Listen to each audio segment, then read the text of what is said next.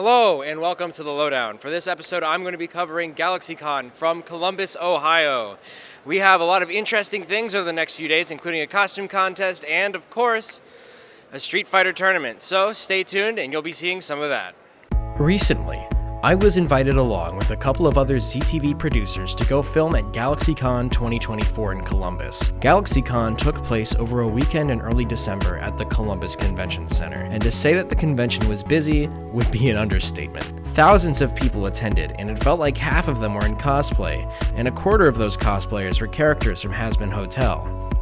We were able to record some pretty crazy stuff, including celebrity panels from Danny Trejo, John DiMaggio, George Takei, and even Kiefer Sutherland. Weird Al and Barry Bostwick were also in attendance, as well as the entire casts of Hazbin Hotel, Rick and Morty, and Aqua Teen Hunger Force. There weren't just panels to enjoy, however. The event also had costume contests, hundreds of vendors, a wrestling arena, and even an area for gaming. There was no shortage of things to capture at GalaxyCon 2024, and all 3 of our days there were packed from beginning to end with amazing experiences.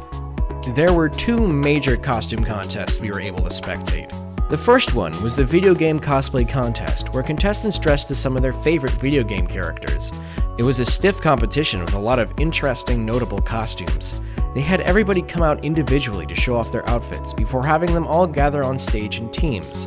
They would judge who had the best outfit on each team based on how loud the audience cheered.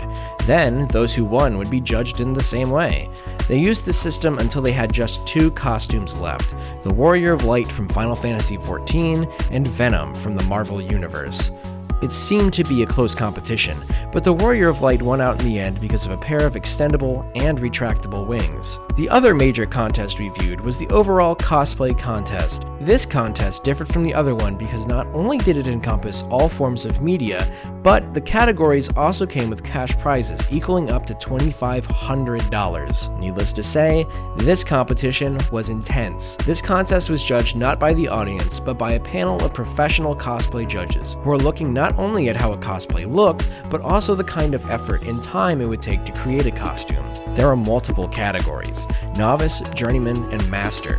These categories reflected how experienced the contestant was with cosplay contests. A novice was just starting out, a journeyman had likely placed in a contest before, and a master had typically won entire contests or had placed in enough categories to be considered a master. Not only were there prizes for the overall winner in those 3 categories, but there were also categories like Judge's Choice, Best Prop, and Best Original Character.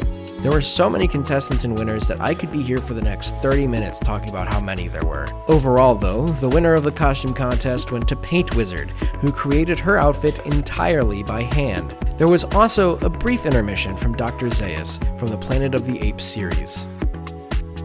Another notable presence at the convention was Toontown Rewritten, who had panels and events all 3 days, as well as a large portion of the exhibition hall dedicated entirely to something they called Toonfest.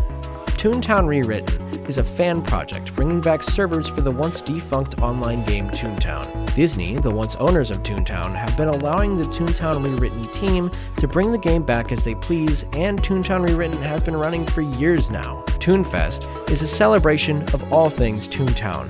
They had areas set up where somebody could sit down and enjoy Toontown on one of the many computers who were primed to play the Disney Studios classic from 2003. Not only that, but they had spaces where you could sit down and enjoy classic fun activities like Connect 4.